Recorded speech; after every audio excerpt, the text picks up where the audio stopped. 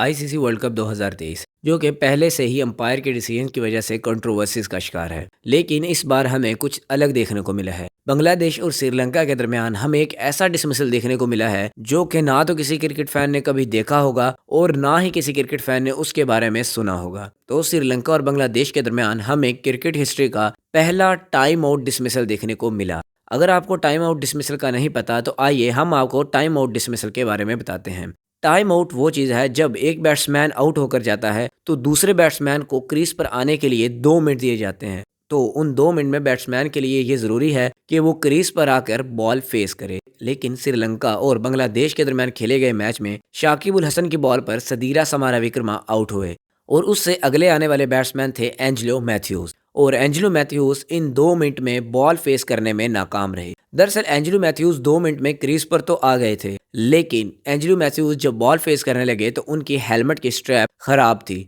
जब Angelo Mathews ने देखा कि उनकी हेलमेट की स्ट्रैप टूटी हुई है तो उन्होंने बाहर से अपने लिए नया हेलमेट मंगवाया और इस दौरान उनके बॉल फेस करने के 2 मिनट गुजर गए थे और इसी दौरान शाकिब उल हसन ने टाइम आउट डिसमिसल की अपील कर दी और अंपायर ने भी शाकिब उल हसन के इस डिसीजन पर एक्शन लिया और एंजेलो मैथ्यूज को आउट करार दिया। और इस तरह क्रिकेट हिस्ट्री में ये पहली बार हुआ कि कोई बैट्समैन टाइम आउट होने की वजह से आउट हुआ है। और इस मामले में आईसीसी का लॉ ये कहता है कि बैट्समैन को 2 मिनट में आकर बॉलर की बॉल फेस करना होती है और अगर ऐसा नहीं होता तो ओपोजिशन टीम को ये अलाउ है कि वो बैट्समैन के लिए आउट होने की अपील कर सकती है। और सेम ऐसा ही शाकिब उल हसन और बांग्लादेश की टीम ने किया और एंजेलो मैथ्यूज को आउट भी करार दिया गया। लेकिन इस डिसमिसल के बाद जो सारी चीज़ें हुई वो भी आपके लिए जानना बहुत ही ज़रूरी है। इस डिसमिसल के बाद जब पहली इनिंग एंड हुई तो इयान बिशप ने फोर्थ अंपायर का इंटरव्यू लिया जिसमें उन्होंने इस सारी सिचुएशन के बारे में उनसे पूछा। तो फोर्थ अंपायर ने इस सारी सिचुएशन पर जवाब देते हुए बोला कि जब एंजेलो मैथ्यूज की हेलमेट की स्ट्रैप टूटी तो उससे पहले ही एंजेलो मैथ्यूज 2 मिनट लेट हो चुके थे, तो लिहाजा लॉ के मुताबिक शाकिब उल हसन ने अंपायर से अपील की। तो जवाब में ऑन फील्ड अंपायर ने 2 बार शाकिब उल हसन से इस अपील के बारे में कंफर्म किया और उनसे ये भी पूछा कि क्या वो इस अपील से विड्रॉ करना चाहते हैं। तो शाकिब उल हसन ने जवाब दिया कि वो इस अपील से विड्रॉ नहीं करेंगे। तो इस सूरत में ऑन फील्ड अंपायर को एंजेलो मैथ्यूज को आउट करार देना पड़ा।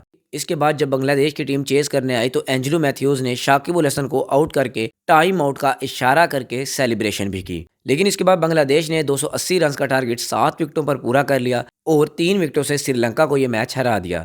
इसके बाद पोस्ट मैच कॉन्फ्रेंस में जब एंजेलो मैथ्यूज से इस डिसमिसल के बारे में पूछा गया, इस पर एंजेलो मैथ्यूज ने जवाब दिया कि वो 2 मिनट से पहले ही क्रीज पर मौजूद थे और अभी भी 5 सेकंड बाकी थे और श्रीलंकन क्रिकेट बोर्ड इसका वीडियो एविडेंस भी आईसीसी को भिजवा देगा। और दूसरी तरफ जब पोस्ट मैच कॉन्फ्रेंस में शाकिब उल हसन से इसी डिसमिसल के बारे में पूछा गया तो शाकिब उल हसन ने जवाब दिया कि जब एंजेलो मैथ्यूज क्रीज पर आए तो 2 मिनट गुजर चुके थे और इस दौरान एक फील्डर मेरे पास आया और उसने मुझे बताया कि अगर हम इस दौरान अपील करते हैं तो अंपायर एंजेलो मैथ्यूज को आउट करार दे देगा। और मैंने ऐसा ही किया और अंपायर से आउट की अपील की और अंपायर ने आउट दे दिया। और ये सारी चीजें आईसीसी के लॉ के मुताबिक हुई हैं। आईसीसी के रूल बुक्स में ये लॉ मौजूद है कि आप इस पर अपील कर सकते हैं और मैंने लॉ के मुताबिक ही इस पर अपील की और इसमें ऐसा कुछ भी नहीं था कि जो मैंने गलत किया हो। लेकिन इन सब से हटकर क्रिकेट कम्युनिटी भी 2 हिस्सों में बढ़ चुकी है। कुछ लोग ऐसे हैं कि शाकिब उल हसन ने अपील लॉ के मुताबिक की और लॉ के मुताबिक ये आउट था, लेकिन दूसरी साइड पर कुछ लोग ऐसे भी हैं जो कह रहे हैं कि शाकिब उल हसन ने ये काम स्पिरिट ऑफ क्रिकेट के खिलाफ किया है और शाकिब उल हसन को ऐसा नहीं करना चाहिए था।